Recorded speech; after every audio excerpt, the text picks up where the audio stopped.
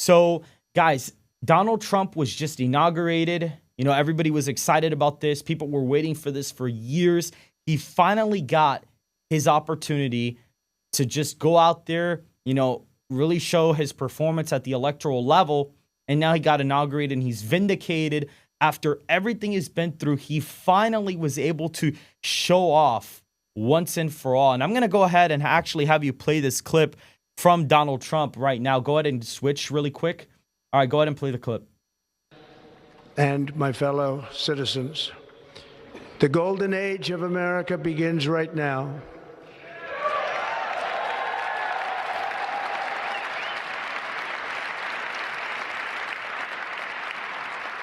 From this day forward, our country will flourish and be respected again all over the world.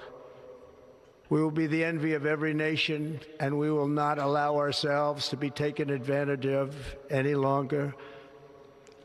During every single day of the Trump administration, I will very simply put America first. All right, you can go ahead and stop that now, and then we can switch back really quick. So this is what people wanted. People were tired of the America Last agenda by President Biden, by Vice President Kamala Harris, opening the southern border to millions of illegals to come in, focusing on DEI, focusing on so many other things except the needs of Americans, the prices of goods, putting Americans first, making sure that you could actually attend to natural disasters, which in North Carolina, FEMA just was instructed to avoid houses that had Trump signs on them. Really shows you the real colors of all these people. But we're going to go ahead and we're going to go ahead and play this other clip here that Trump kind of talks about some of his goals or the vision that he has for the country for the next few years. So go ahead and play the clip. Just a few months ago in a beautiful Pennsylvania field, an assassin's bullet ripped through my ear. But I felt then, and believe even more so now, that my life was saved for a reason. I was saved by God to make America great again. Today, our government confronts a crisis of trust. For many years, a radical and corrupt establishment has extracted power and wealth from our citizens while the pillars of our society lay broken and seemingly in complete disrepair. First, I will declare a national emergency at our southern border. America's decline is over.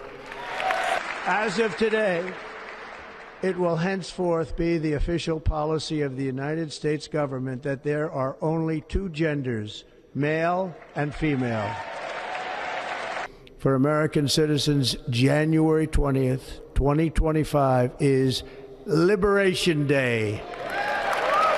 And we have something that no other manufacturing nation will ever have, the largest amount of oil and gas of any country on earth, and we are going to use it.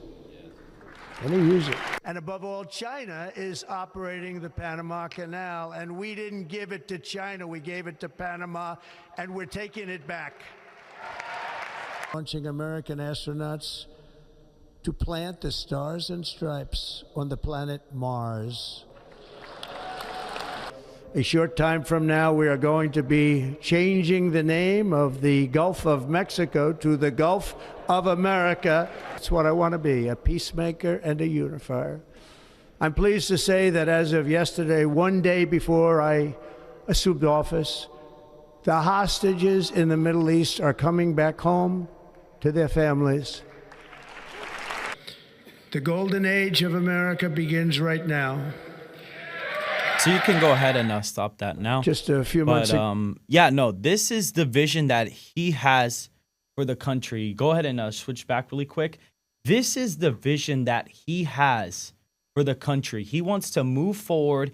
He wants to be a peacemaker, but yet he still wants to really stick it to some people that he feels like are taking advantage of our country, especially the Panama Canal. That's definitely a really, really big deal. That is a huge problem. That China is operating one of our areas where we do most of our trade. That's a huge issue. He's recognizing that there are only two genders. That's also a really good thing. And it's crazy that I even had to say that. I wouldn't have imagined as a little kid that I'd ever have to think about the US government having to recognize only two genders. Like that would have never came across my mind when I was a little kid.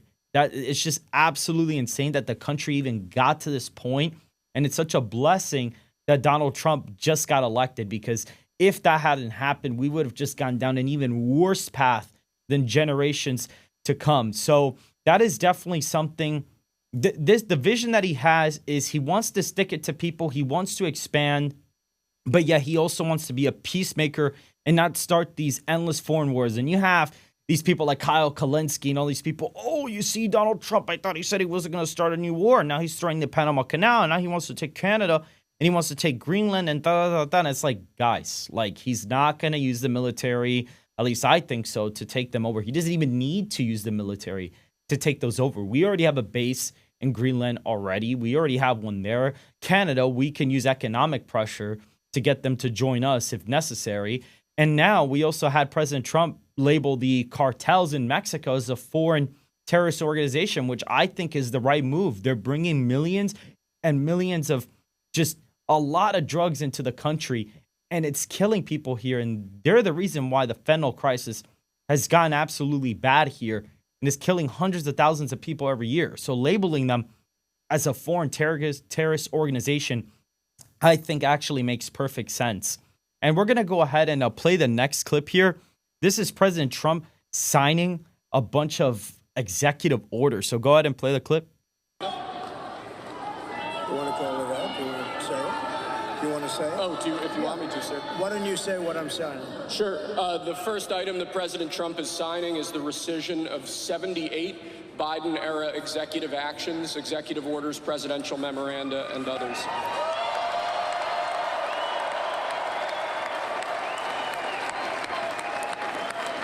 Thank you, sir.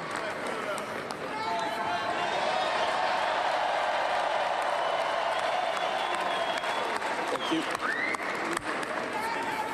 The second item, President Trump, is a regulatory freeze, as you announced in your speech, preventing bureaucrats from issuing any more regulations until we have full control of this, the government and this administration. So that is him in front of an entire crowd in Capital One Arena signing a bunch of executive orders. This is absolutely insane. And I'm going to have you go ahead and switch back as well. But this is absolutely insane that we have a president. Go ahead and switch back really quick. Please go ahead and switch back. This is absolutely insane that no president, he is the first, this is the first time in my lifetime that I've seen a president even like do this, where he's just signing executive orders in front of everybody, in front of a crowd.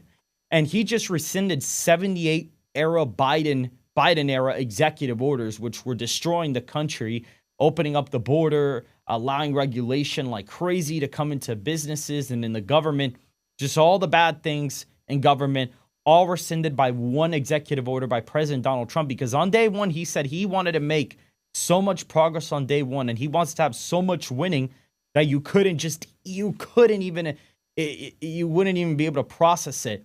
And we have a lot of wins here. Withdrawal from Paris Climate Accord, that is something really big that he signed. Rescinding diversity, equity, and inclusion programs, that's also a huge W that he did with a lot of his executive power. Yesterday, redefinition of gender recognition, so only two genders, male and female, will be recognized by the U.S. government. Pardoning January 6 rioters. This is a clip that I want to play in a second.